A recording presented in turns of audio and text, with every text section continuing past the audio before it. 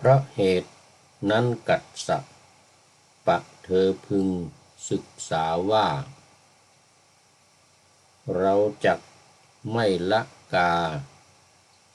ยคตาสติอันกอบด้วยความยินดีพระผู้มีพระภาคนั้นโอวาทผมด้วยการตรัสอย่างนี้แล้วหลีกไปผมเป็นหนี้บริโภคข้าวที่ชาวบ้านให้หนึ่งสัปดาห์ผ่านไปวันที่8บรรลุดีเป็นพระอรหันต์คราวนั้นองค์พระผู้มีพระภาคทรงไปที่โคนต้นไม้แห่งหนึ่งงามผมจึงปูลาดผ้าสังฆาติที่กระทำด้วยผ้าเก่าซ้อนงำเป็น4 ชั้นลงแล้วพลางกราบลงแล้วทูลว่าขอพระองค์จงทรงนั่งบนผ้านี้เพื่อยังประโยชน์เกื้อกูลเพื่อความสุขแก่ข้าพระองค์เถิดขอถวายความนอบน้อมแด่พระรัตนตรัยมีพระพุทธเจ้าเป็นต้นขอถวายความเคารพพระมหาเถระพระเถรานุเถระเจ้าคณะพระสังฆาธิการทั่วโลกมีพระเดชพระคุณพระธรรมเสนาบดีเจ้าคณะภาค7วัดพระธาตุดอยสุเทพเป็นต้นและขออำนวยพรแด่ท่านผู้ฟังท่านผู้ชมสาธุชนพุทธบริษัททั้งหลายวันนี้รายการพระไตรปิฎกลอยฟ้าก็ลอยมาจากวัดพระธาตุดอยสุเทพเยอรมนีเข้าสู่สถานีวิทยุ5 แห่งคือ 1. สถานีวิทยุพระพุทธศาสนาแห่งชาติและจริยธรรมวัดพระธาตุดอยสุเทพมีพ่อครูวันลบนามวงพรหมเป็นผู้อำนวยการอาจารย์พระมหาประสิทธิ์ปสาธิโกเป็นหัวหน้าสถานีและอาตมาภาพพระครูปริยัติยานุศาสตร์เป็นผู้บรรยายเวลา 23-24 นาฬิกาหรือ 5 ทุ่มถึง 6 ทุ่มทุกวัน2 สถานีวิทยุเพื่อการศึกษาพระพุทธศาสนาและวัฒนธรรมวัดฝายหินตำบลสุเทพอำเภอเมืองจังหวัดเชียงใหม่โดยมีท่านพระครูสมุวิศวัตวรกิจโจเป็นผู้อำนวยการออกอากาศเวลา 8-9 นาฬิกาวันจันทร์ถึงวันศุกร์3 สถานีวิทยุคลื่นสีขาวเพื่อชาวประชาวัดปากทางเจริญ อำเภอดอยหล่อจังหวัดเชียงใหม่มีท่านพระครูอภิวัฒนวิกรมรองเจ้าคณะอำเภอดอยหล่อจังหวัดเชียงใหม่เป็นผู้อำนวยการ 4. สถานีวิทยุชุมชนคณะสงฆ์อำเภอฝางจังหวัดเชียงใหม่วัดพระพุทธบาทอุดมหรือน้ำบ่อสาวาอำเภอฝางจังหวัดเชียงใหม่มีพระเดชพระคุณพระครูสุจิตรานุรักษ์หลวงพ่อเจ้าคณะอำเภอฝางจังหวัดเชียงใหม่เป็นผู้อำนวยการและสุดท้ายสถานีที่5คือมจรวิทยาลัยสงฆ์นครลำปางโดยมีอาจารย์จีรศักดิ์ปันลำเป็นผู้อำนวยการทั้ง3สถานีหลังนี้ออกอากาศเวลา 8-9 นาฬิกาทุกวันก็ขอโมทนาขอบคุณท่านผู้อำนวยการทุกสถานีไว้ณที่นี้เป็นอย่างยิ่งเอาละตอนนี้ก็ขอต้อนรับ FC ตัวจริงท่านสุริยันคำปากราบนมัสการครับพระอาจารย์กำหนดการสวดพระอภิธรรมศพพระมหาวิษณุจารุธรรมโมอายุ54ปีพรรษา34อดีตเจ้าอาวาสวัดเจ็ดรินโอ้ขอให้รินไม่มีวัดเจ็ดรินในวันที่3 พฤษภาคม 2568 ถึง 4 5 6 7 8 9 10 11โอ้โหถึงวันที่11เลย3 ถึงวันที่11พศ2568ก็7 วัน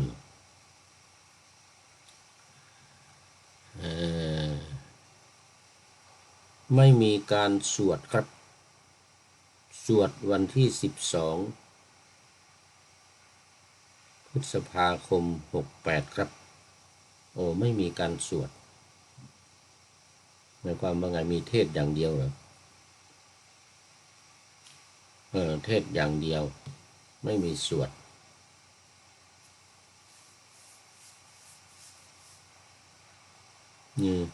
แล้วก็ว่าสวดอภิธรรมกำหนด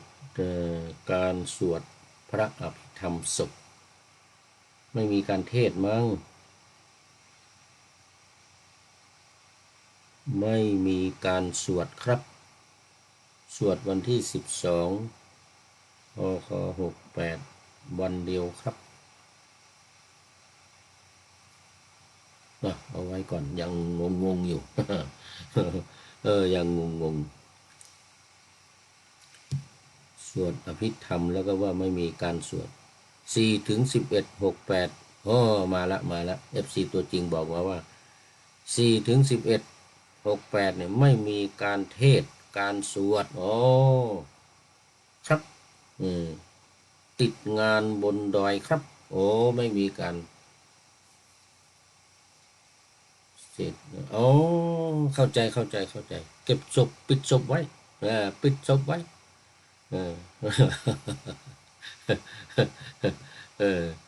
หลังจากที่ว่ารดน้ำศพก็ได้รับทราบมาวันก่อนทีหนึ่งนะจากท่านหัวหน้าสถานีท่านอาจารย์พระมหาประสิทธิ์ประสาธิโกแจ้งไว้วันก่อนเมื่อกี้ก็งงมาแจ้งไว้ว่าปิดศพไว้ก่อนยังไม่ตั้งแต่วันที่4เนี่ยวันที่3นั้นมีอยู่ วันที่สามเสร็จไปแล้ววันแรกมีเทศมีสวดผ่านไปแล้ว แต่ว่า4 ถึง 11นี่ไม่มีถูกละนะไม่มีการสวดการเทศอะไรปิดไว้เฉยๆเสร็จจากเริ่มจากวันที่12ไปนะ127 วัน12 13 14 15 16 17 1812 ถึง 18นี่มีก็คงมีการเทศการสวดแล้ววันที่18ก็เป็นวันปิดนะปิดศพไว้ก่อนเก็บศพไว้วันที่18 7 วันวันที่7เก็บศพไว้พร้อมกับประกาศผู้รักษาการแทนเจ้าวาดวัดเจ็ดลินซึ่งก็ได้ทราบว่าเป็นท่านอาจารย์พระมหาประจักษ์ก็วัดน้ำบัวหลวงเดี๋ยววัดดอยสัพพัญญูปัจจุบันนี้อยู่ที่ดอยสัพพัญญูประเรียนธรรม9 ประโยคซึ่งก็เป็นอาจารย์สอนบาลีประโยค6สอนผู้พูดนี่แหละ สมัยก่อนที่จะมาต่างประเทศก็ไปเรียนประจำเรียนที่วัดสวนดอกเรียนทำ6 ประโยคท่านอาจารย์พระมหาประจักษ์ก็เป็นผู้สอนประโยค6วิชากลับแปล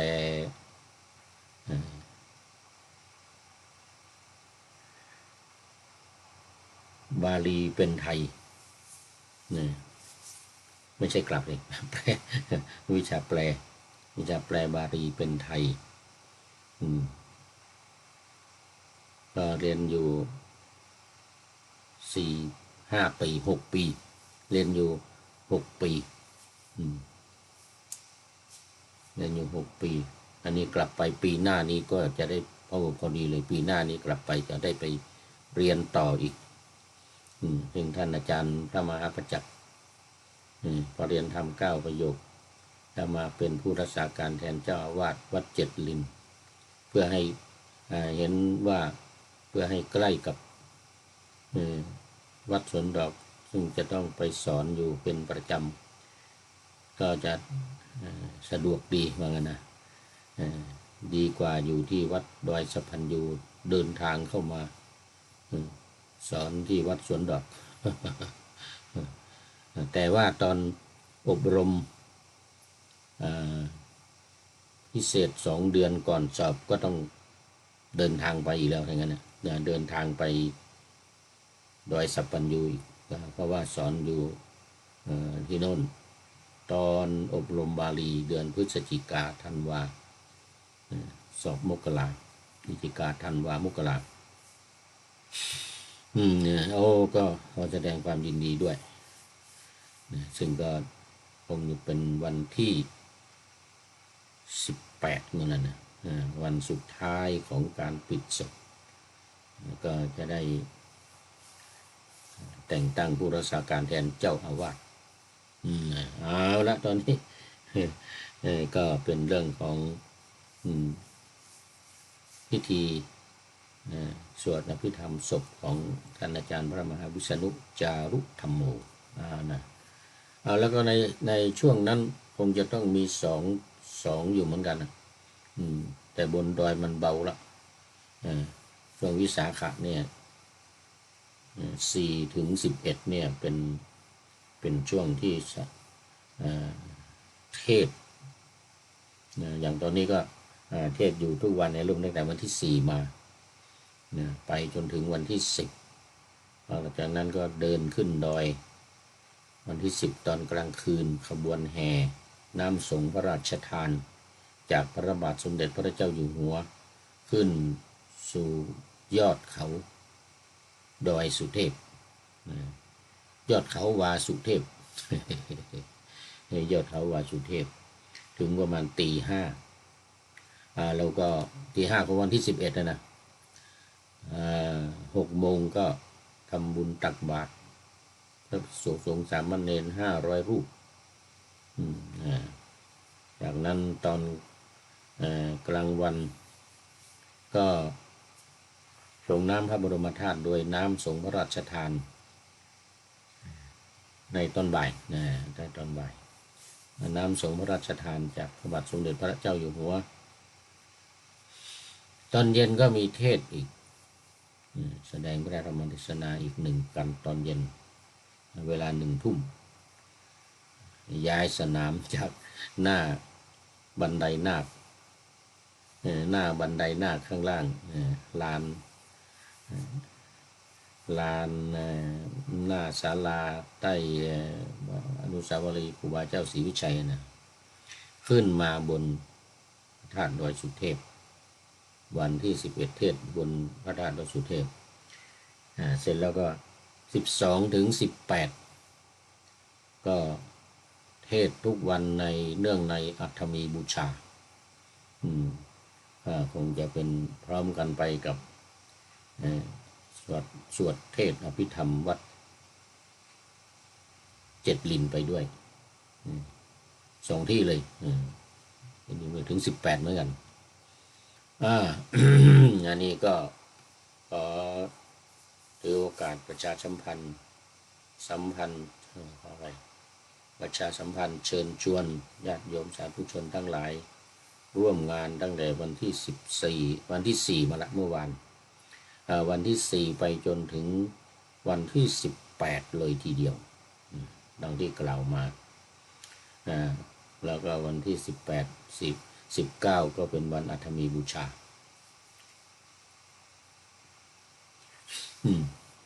ทุกท่านได้มาร่วมใจกัน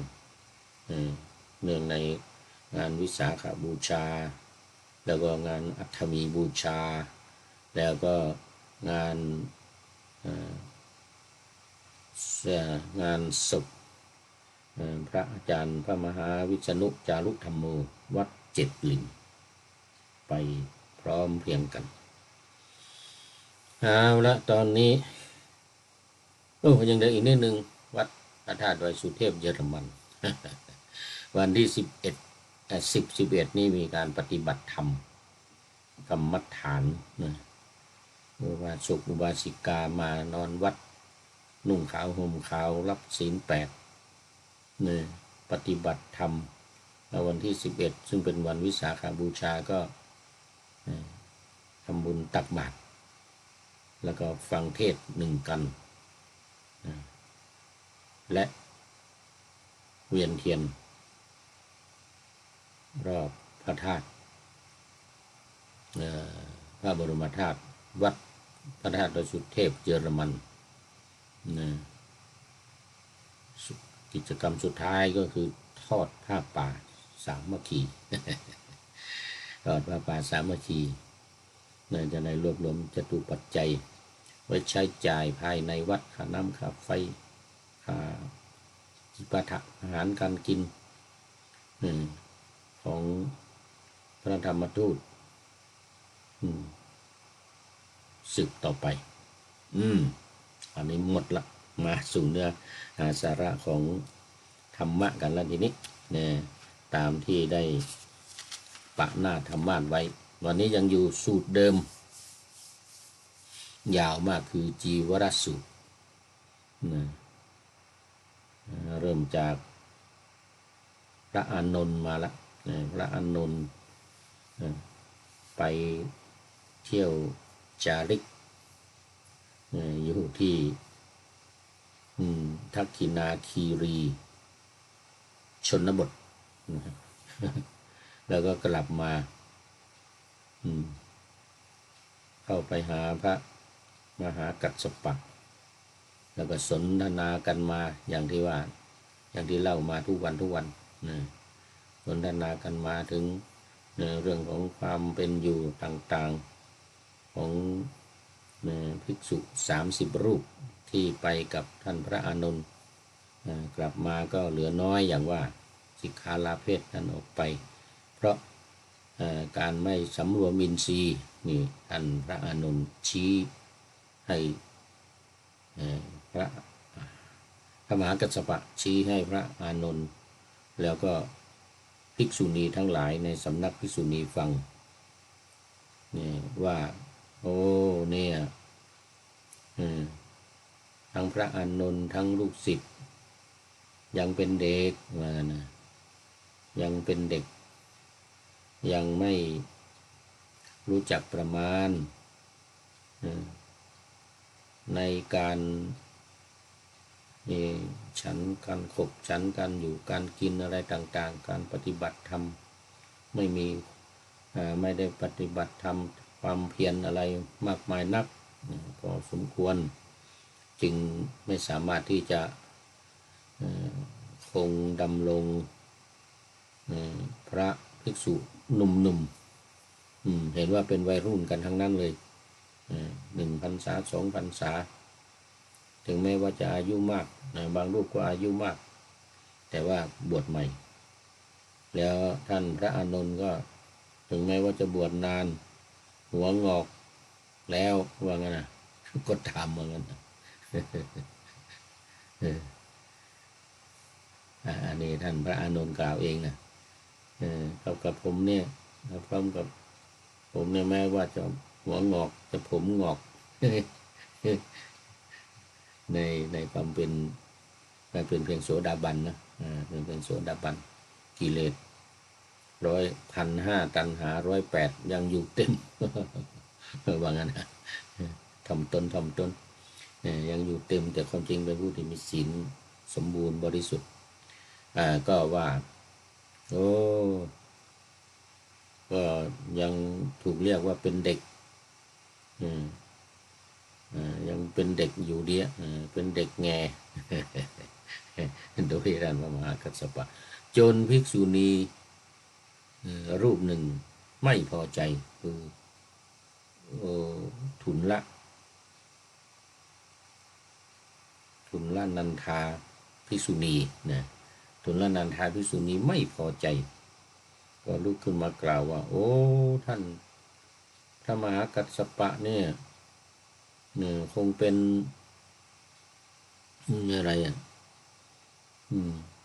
เดียรถีมาบวชเป็นเดียรถีมาบวชคงจะไม่เท่าไรในศาสนาอะไรตรงนั้นเนี่ยนะ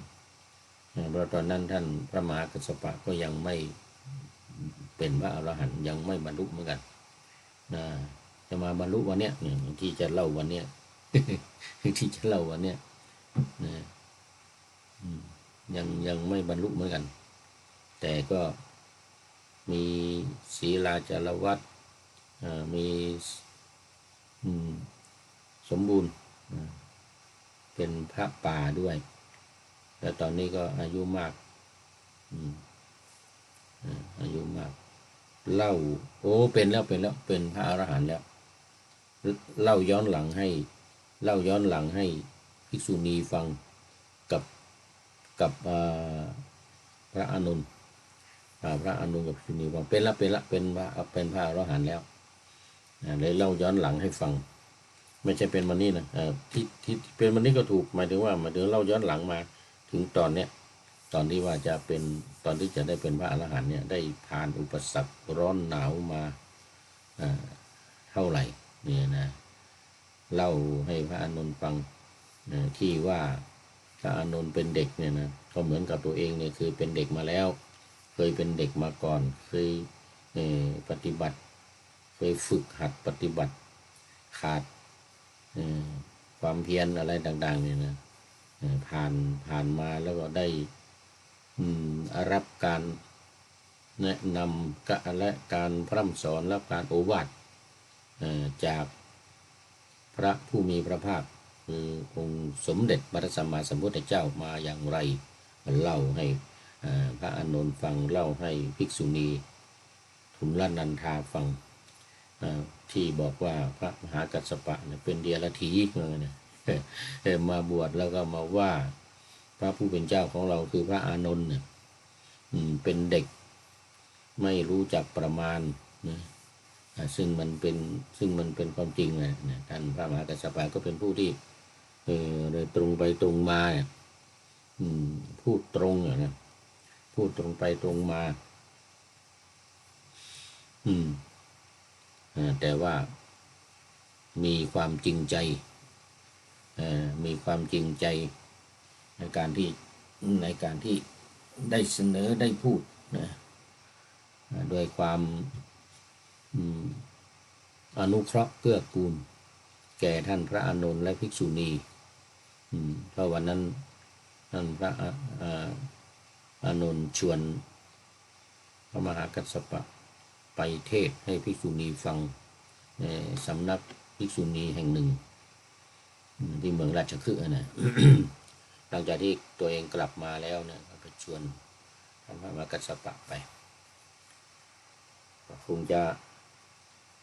อยากจะเนี่ยให้เรื่องนี้เกิดขึ้นเรื่องการแสดงธรรมเรื่องการพูดประวัติของพระมหากัสสปะว่าโอ้เนี่ยมันลำบากอย่างเงี้ยตัวเองก็เคยผ่านมาแล้วความร้อนความหนาวแต่ตัวเองเนี่ยเป็นคนที่เคร่งครัดแล้วก็ตรงไปตรงมาเห็นอย่างใดรู้อย่างใดก็พูดอย่างนั้นเห็นอย่างใดก็รู้อย่างใดก็พูดอย่างนั้นแล้วก็สอนไปด้วยถึงแม้ว่าภิกษุณี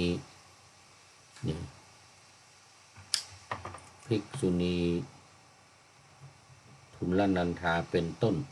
ภิกษุณีหลายๆรูปก็ไม่ค่อยพอใจโอ้ขออภัยไม่ได้เปิดไฟเมื่อกี้นี้เลยแสงไม่สว่างนะตอนนี้สว่างดีแล้วนะ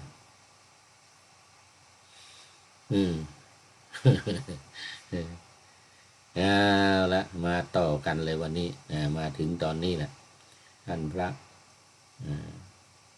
เป็นสาเหตุให้ท่านพระมหากัสสปะเล่าชีวประวัติของตัวเองให้กับพระอานนท์ฟังภิกษุณีทั้งหลายฟังว่าโอ้อย่าน้อยอกน้อยใจเราเนี่ยอย่าคิดว่าเราเนี่ยเป็นเดียรถีมีความปรารถนาลามกในการที่จะด่าว่าคนอื่นโดยไม่มีเหตุไม่มีผลไม่ใช่อย่างนั้นนะเราเนี่ยนะเป็นผู้ที่มีความเอื้ออารีมีความเมตตาเกื้อกูลจะชี้แจงให้เธอทั้งหลายทั้งพระอานนท์ทั้งภิกษุณีทั้งหลายเนี่ยได้รู้ได้เข้าใจอย่างจริงจังถึงแม้ว่าจะไม่ค่อยถูกใจพูดไม่ค่อยถูกใจก็ตามนะพูดไม่ค่อยถูกใจมันเป็นธรรมดานะคนพูดความจริงพูดตรงไปตรงมาเนี่ยไม่ค่อยจะมีใครชอบเท่าไหร่ไม่ค่อยฟังเท่าไหร่ไม่มีใครชอบไม่มีใครฟังเท่าไหร่แต่ก็ในอุปนิสัยใจคอเราก็เรียกว่ามันเป็นความอย่างนั้นนิสัยอย่างนั้นนะก็เลยยอมจะเสียพักเสียพวกไปบ้างคนไม่ค่อยไม่ค่อยชอบแต่เป็นในกรณีที่ว่าเป็นคนตรงมาต่อวันนี้ว่าเพราะเหตุนั้นกัสสปะเธอพึงศึกษาว่าเราจะไม่ละกายคตาสติอันกอบด้วยความยินดีพระผู้มีพระภาคนั้นโอวาทผมด้วยการตรัสอย่างนี้แล้วหลีกไปนะคือให้มั่นคงในกายคตาสติคือมีสติเป็นไปในกายเนี่ยมีสติเป็นไปในกายก็อย่างที่เล่าเมื่อวานเป็นโอวาทของพระพุทธเจ้าที่ว่าให้ดูภายในเกสาโลมานะขาทันตาเป็นต้นไปเนี่ย อาการ32ไปจนถึงดีเสเลดน้องเลือดโน่นน้ำมูดเน่า12บวก1121เป็น32เขาเรียกอาการ32บวก20ก็ไป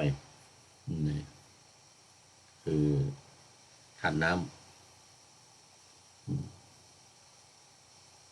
12ซึ่งเป็นเราถือกันว่าเป็นพระคุณของแม่แล้วก็ธาตุดิน20ก็เป็นอาการ32ในตัวของเรานี่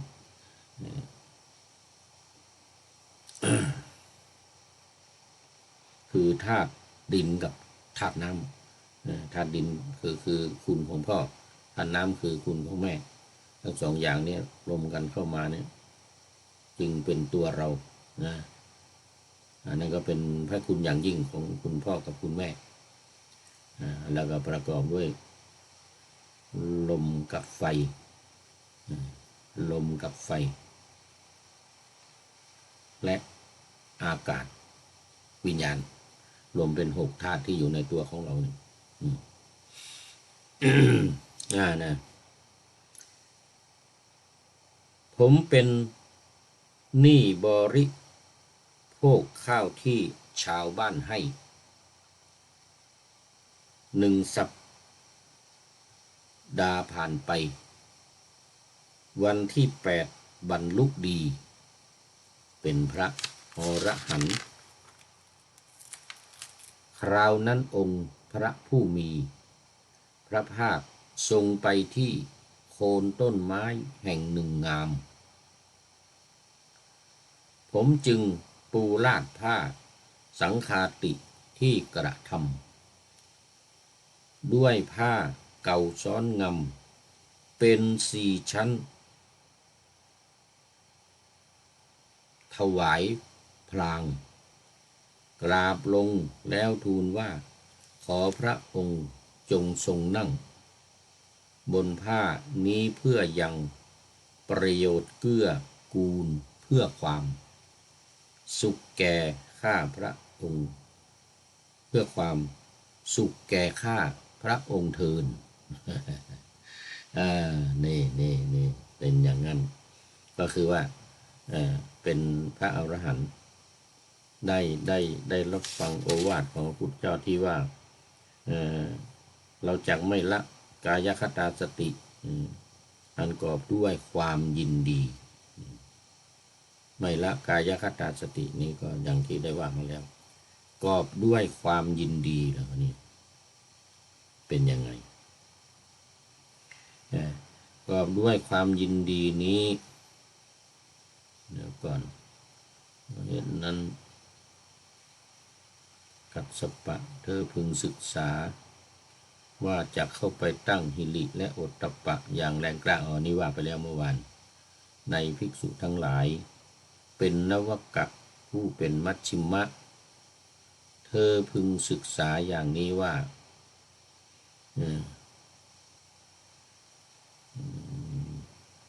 เพราะเหตุนั้นแหละกัสสปะเธอพึงศึกษาว่า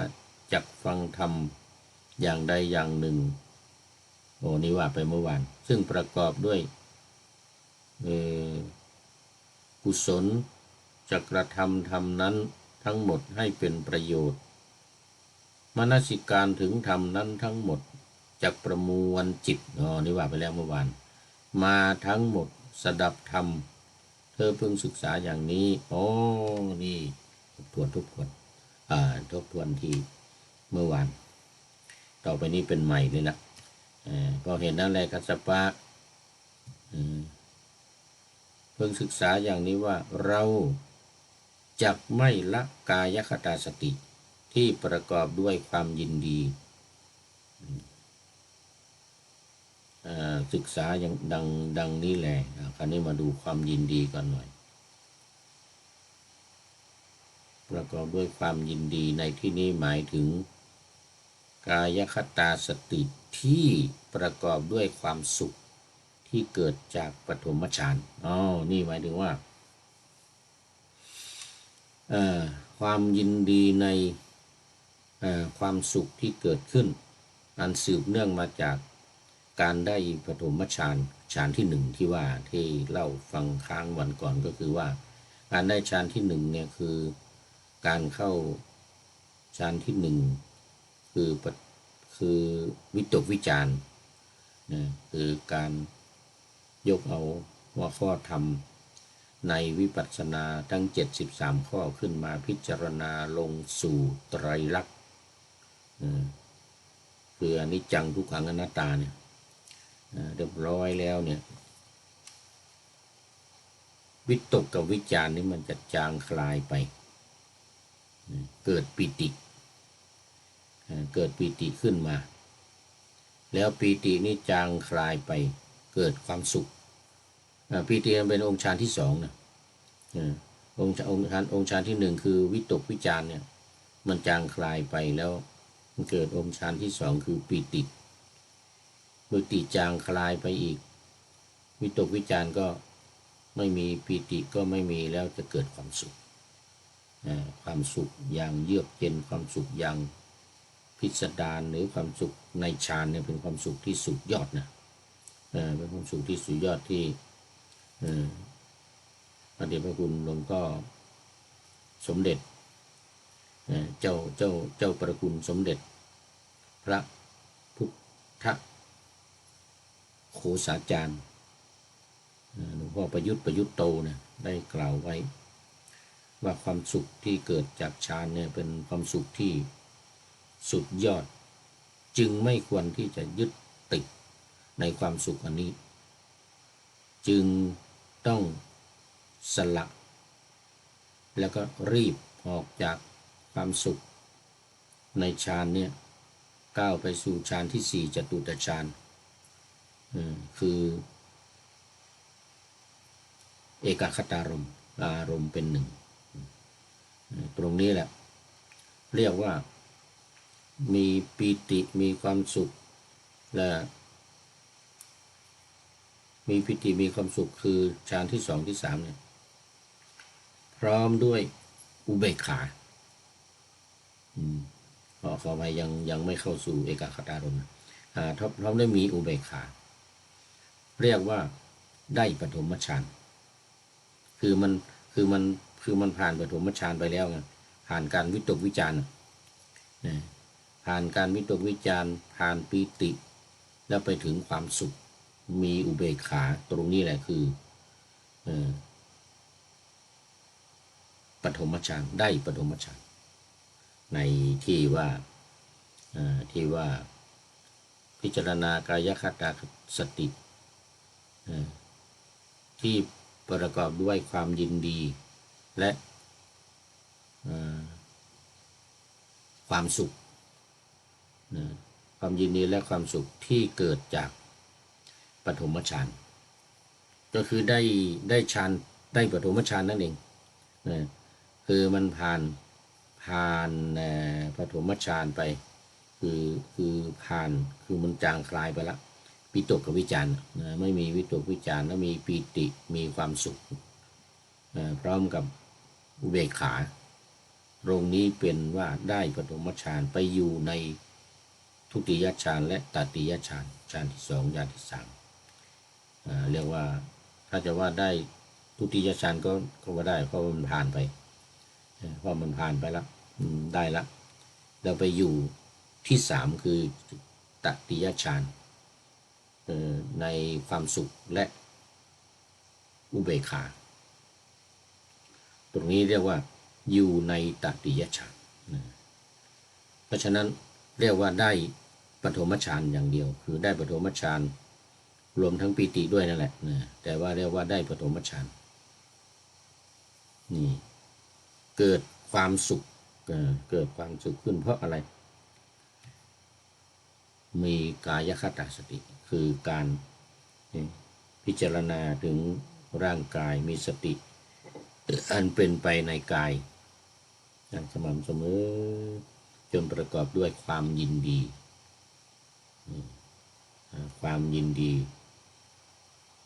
ที่เรียกว่าเป็นความสุข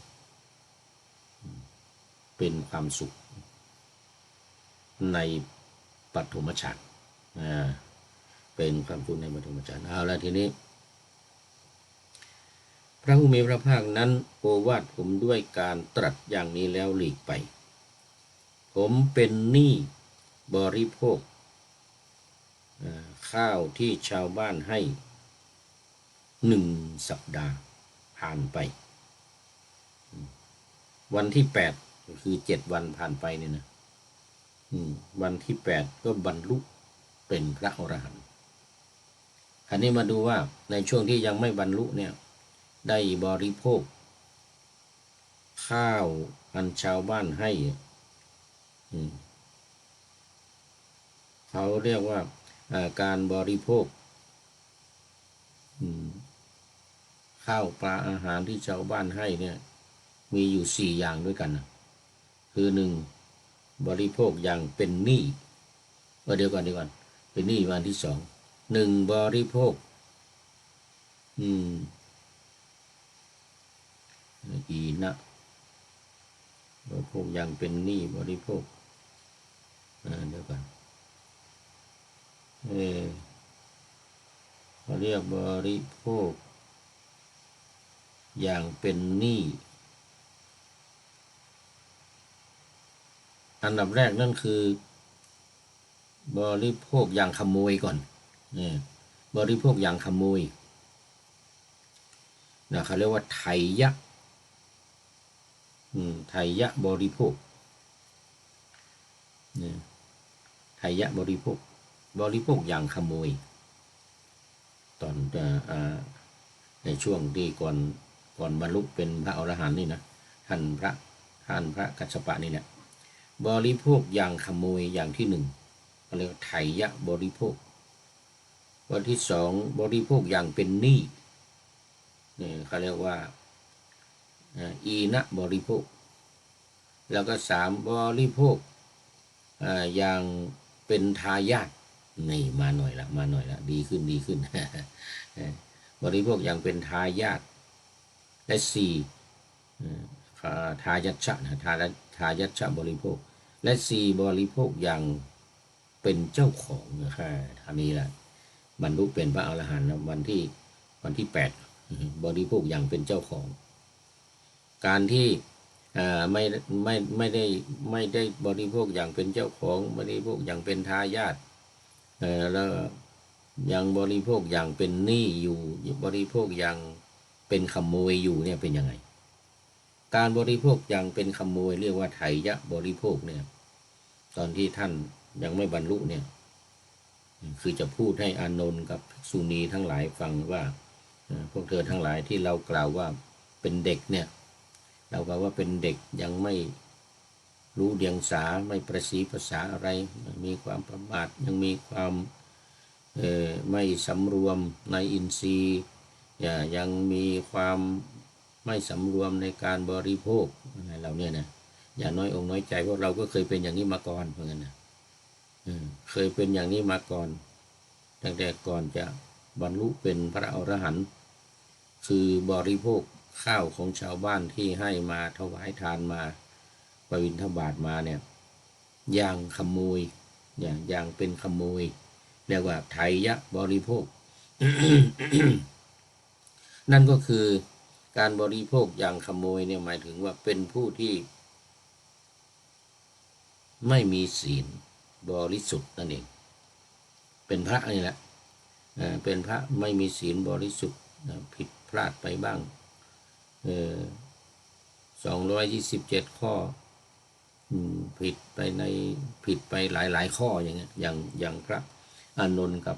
ลูกศิษย์30 คนที่ผิดพลาดมาแล้วเนี่ยจนสิกขาลาเพศกันออกไปไม่สำรวมเหลือไม่กี่องค์เนี่ยพอกลับมา ไม่เหลือไม่คนแต่ไม่ได้กำหนดนะว่าไม่บอกไว้ว่าเหลือกี่องค์นะพอไปเข้าถึงไปหากัสสปะก็เลยโอวาทให้ฟังรวมไปถึงภิกษุณีที่ซนภิกษุณีที่ไม่อยู่ในศีลในธรรมปฏิบัติผิดสิกขาบทกันอยู่เรื่อยได้รับโทษบัญญัติโทษภิกษุณีเนี่ยบวชทีหลังพระเนี่ย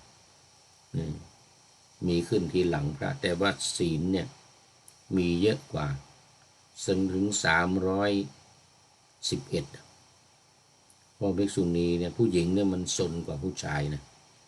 นี่ไม่ได้ว่านะมันเป็นเรื่องจริงบวชเข้ามาแล้วเนี่ยทำนั่นทำนี่ผิดนั่นผิดนี่เยอะแยะเลยในสิกขาบทต่างๆของภิกษุมี227บัญญัติมาเนี่ยนะแต่ว่าของภิกษุณีเนี่ย311เพราะอะไรเพราะทำผิดมากซนทำอะไรต่างๆเนี่ยภิกษุณีเนี่ยซนกว่าภิกษุนะ ผู้หญิงพูดจะว่าไปกับผู้หญิงเนี่ยมันซนกว่าผู้ชายนะดูในบวชที่หลังนะว่าผิดพอผิดปุ๊บนี่ก็จะบัญญัติสิกขาบทเลยบัญญัติว่าโอ้นี่ไม่ควรทำนะเป็นสิ่งที่ทำแล้วศรัทธาญาติโยมไม่ศรัทธาผู้มีศรัทธาก็เสื่อมศรัทธาผู้ไม่มีก็ไม่เชื่อไม่เลื่อมใสในพระพุทธศาสนาเพราะความประพฤติของภิกษุไม่ดีศีลด่างพร้อยไม่เหมาะสมไม่สวยงามได้รับการตำหนิติเตียนจากชาวบ้านอยู่เรื่อยทำผิดอยู่เรื่อยพอผิดก็มามีคนไปฟ้องพระพุทธเจ้าพุทธเจ้าก็บัญญัติสิกขาบทวันนี้มันมีในเชตวันมีภิกษุ6 รูปเขาเรียกฉัพพคี6 รูปเนี่ยโอ้สิกขาบททั้งหลายที่จะเกิดขึ้นเนี่ยเกิดจากพวกเนี้ยมาถึงทั้งสิกขาบทใหญ่สิกขาบทเล็กนะสิปาราชิกลงมาจนถึงทุกกฎทุกภาษิตเนี่ยปาจิตตีนิสกีปาจิตตีอะไรทั้งหลายเนี่ยที่บัญญัติมาเนี่ย6 รูปนี่แหละตัวการใหญ่ขอต้อนรับพระเดชพระคุณหลวงพ่อสุทธิเนี่ยสงึมลำเข้ามาแล้วจารุสีโล โอ้มีสีนันสวยงามจากบุรีรัมย์ครับโอ้ขอบคุณมากครับพระเดชพระคุณหลวงพ่อเนี่ยคงทำวัดสวดมนต์อะไรเสร็จแล้วตอนนี้มันจะ6 โมงเช้าแล้วเนี่ยตี 5:55 ตี 5:55แล้วพระเดชพระคุณก็มาเข้ามาเป็นกำลังใจขอบคุณมากครับพูดถึงภิกษุณีกับภิกษุสมัยนั้นเนี่ยนะหัวโจกที่อยู่วัดเชตวันก็ฉัพพคีคราวนี้มาหัวโจกในภิกษุณีทั้งหลายเนี่ยนะสำนักภิกษุณีที่พระมหากัสสปะต้องไปเทศให้ฟังต้องไปปรามเนี่ยนะโดยมีพระอานนท์เป็นฝ่ายภิกษุคือไม่ให้น้อยใจทั้ง2 ฝ่ายพระอานนท์เป็นฝ่ายภิกษุที่ก็ทำผิดพลาดไปมากไม่สำรวมไม่สำรวมในที่ว่ามาเนี่ยส่วนภิกษุณีทั้งหลายก็ซนสิกขาบททั้งหลายนี่ที่เกิดขึ้นเนี่ย311 ข้อนี่ ความซนของภิกษุณีทั้งนั้นเนี่ยที่ทำผิดแล้วก็โดนบัญญัติสิกขาบทนี่นะคือสมัยก่อนบางทีทำเองตัวเองผิดตัวเองทำเนี่ยก็ไปฟ้องไปถามพระพุทธเจ้าไปฟ้องพระพุทธเจ้าก็มีบอกว่าทำอย่างเนี้ยดีไหมยังไงผิดไหมยังไงอะไรนะมีเหมือนกันนะภิกษุณีนี่แหละทำผิดที่เอาไฟไปสุมภิกษุ2 รูปไปแอบดูภิกษุณีอาบน้ำนะ ภิกษุก็ฉัพพคีเนี่ยแหละ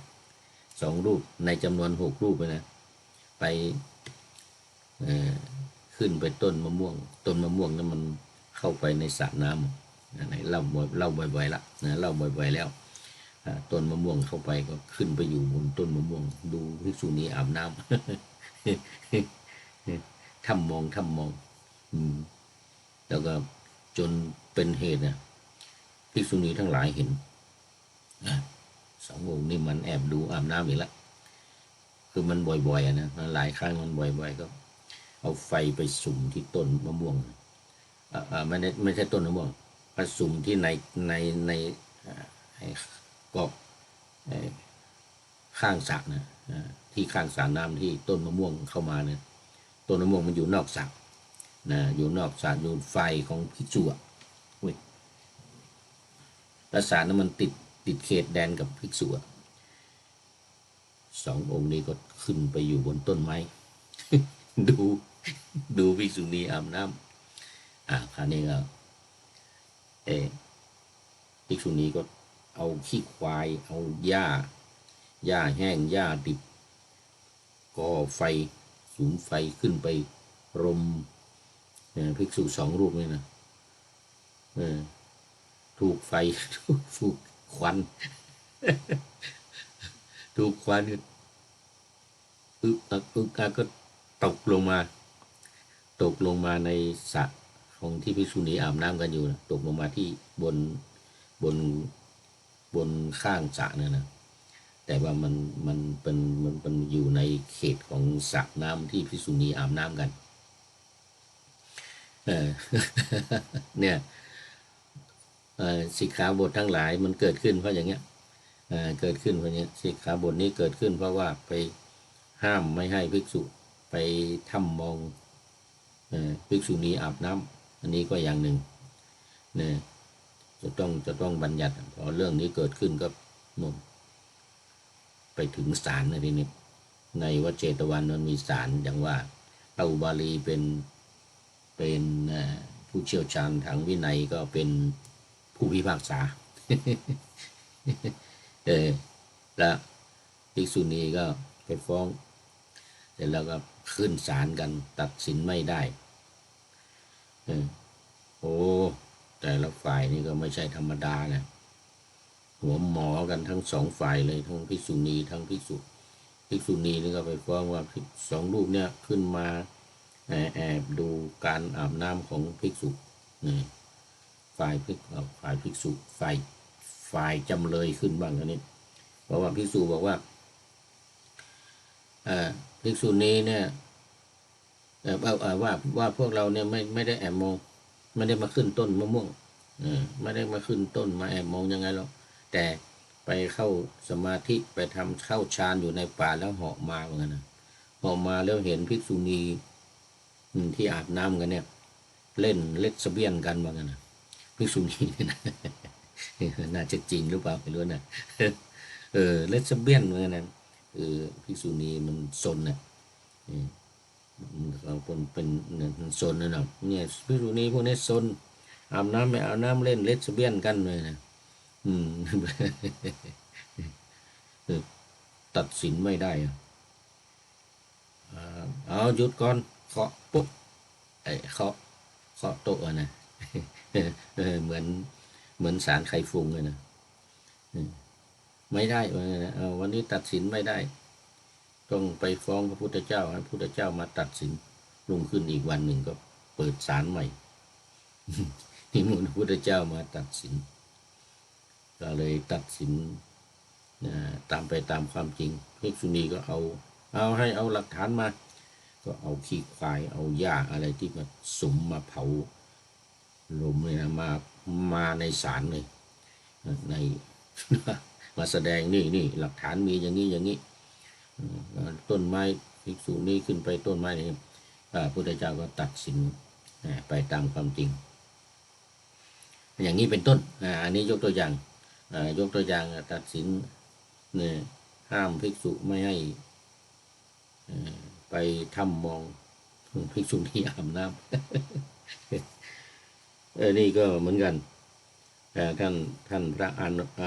านนท์ท่านพระมหากัสสปะก็เล่าให้ภิกษุณีทั้งหลายฟังว่าเราก็เป็นอย่างนั้นแหละเนี่ยกินข้าวชาวบ้านอย่างเป็นขโมยคือศีลไม่บริสุทธิ์แล้วก็บิณฑบาตเขามากินอันนี้คือกินแบบขโมยแล้วต่อไปกินแบบเป็นหนี้คือยังไงคือเป็นพระที่มีศีลบริสุทธิ์นั่นแหละแต่ไม่พิจารณาเนี่ยเวลากินไม่สำรวมกินมุมมามกินข้าวปลาอาหารโดยไม่มีการสำรวม และไม่พิจารณาตามบทปัจเจเวกขณะที่พุทธองค์ให้พิจารณาเนี่ยไม่พิจารณาอันนี้เรียกว่ากินแบบเป็นหนี้กินแบบเป็นหนี้อย่างที่สามที่ว่ากินแบบเป็นทายาทนะทายัชชะบริโภคคือเป็นผู้มีศีลบริสุทธิ์แต่ได้เป็นพระเสขบุคคล7ประเภท คือตั้งแต่โสดาบันจนถึงอรหัตตมรรคเรียกว่าเป็นเสขบุคคลเป็นพระที่ยังไม่บรรลุพระอรหันต์ว่างั้นนะไปบิณฑบาตมากินเนี่ยก็เป็นทายาทละเนี่ยเขาเรียกว่ากินแบบเป็นทายาทคือเป็นพระอริยบุคคลแล้วแต่ยังไม่บรรลุเป็นอรหันต์นี่ยังถือว่าไม่เนี่ยยังบริโภคแบบแค่ว่าเส้นใหญ่สายโตอย่างเงี้ยนะ ทำนองเนี่ยยังไม่บริสุทธิ์ทีนี้อย่างที่สี่คือบริโภคแบบเป็นเจ้าของอันนี้หมายถึงบรรลุเป็นพระอรหันต์นะบรรลุเป็นพระอรหันต์แล้วก็จบเรื่องของการอธิบายให้กับภิกษุณีฟังถึงกันนั้นตุลนันทาภิกษุณีนี่ก็ยังเมื่อไม่มีความพอใจนะได้รับการอบรมได้รับการโอวาทจากท่านพระกัสสปะแล้วนี่ก็ยังอันนี้อีกก็คือลาสิกขาไปตุลนันทาภิกษุณีก็ลาสิกขาไปท่านพระอานนท์ก็ยังอยู่ในสูตรจีวรสูตรวันนี้ก็จบพอดีคติธรรมประจำวันนี้ก็คือน้ำใสเกินไปก็ไร้ปูปลาตรงไปและตรงมาก็ไร้เพื่อนเหมือนกับท่านพระมหากัสสปะภิกษุณีจุลนันทาโดนลาสิกขาไปฟ้าแจ้งเกินไปก็ไร้ดาวเดือนซับซ้อนและซ่อนเงื่อนก็ไร้ใจแล้ววันนี้หมดเวลาธรรมชาติสัจธรรมเป็นท่านสุดท้ายเข้ามาในรายการวันนี้เข้าสู่เส้นชัยของรายการคือสาธุจากนครศรีธรรมราชโมทนาเป็นอย่างยิ่งหมดเวลาพอดี จบโดยอีกตอนหนึ่งว่ามีพร้อมเกินไปก็ไม่ค่อยดีบกพร่องไปกว่านี้ก็ไม่ไหวลุ่มหลงเกินกว่ารักก็หนักใจคิดหนักมากเกินไปก็หนักตนขอเจริญพร